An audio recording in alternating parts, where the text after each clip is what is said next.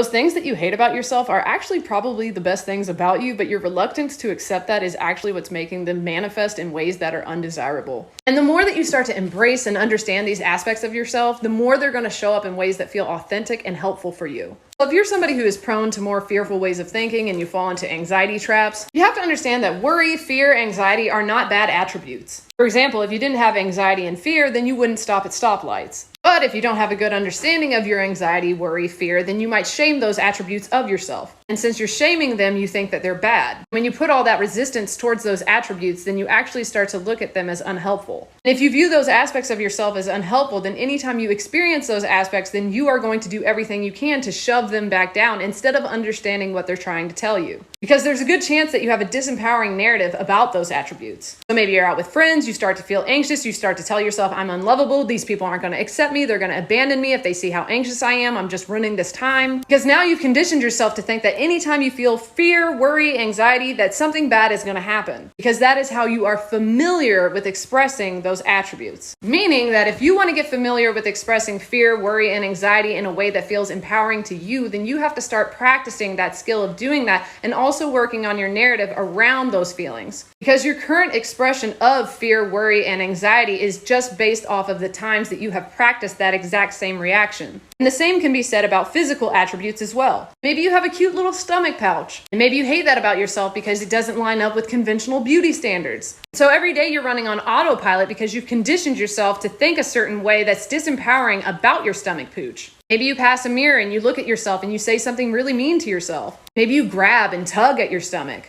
And these are all just ways of shaming yourself. Because maybe you've convinced yourself that if you're mean to yourself, then you're actually using that for motivation to try to get better, but it's actually not making you feel better. If anything, it's making you feel worse because you've taken on this identity of thinking that you're this horrible person because of these attributes that you have. And in reality, there are plenty of people who would love those things about you. The way that you tell this story about yourself, the beliefs you have about yourself are so disempowering that it really hurts them to see that you think that way about yourself. Because think about a time that you were really anxious and you were really beating yourself up and someone was trying to help you and you just would not let them. Or you were calling yourself fat and ugly and they were like, no, you're not. You are beautiful. I love the way you look. But none of that matters, and maybe we're just going to keep pushing people away if we cannot start accepting that maybe these parts about us are what makes us authentic. Because maybe if we can start accepting and understanding these attributes and characteristics of ourselves, then we can start understanding how to express them in ways that feel so much more authentic and empowering. So comment and let me know what's an attribute about yourself that you can start expressing in a way that feels so much more empowering and authentic. Otherwise, my name is Sarah. I'm your favorite self-experimenting coach or companion. You're an amazing person, and I hope you have the best day.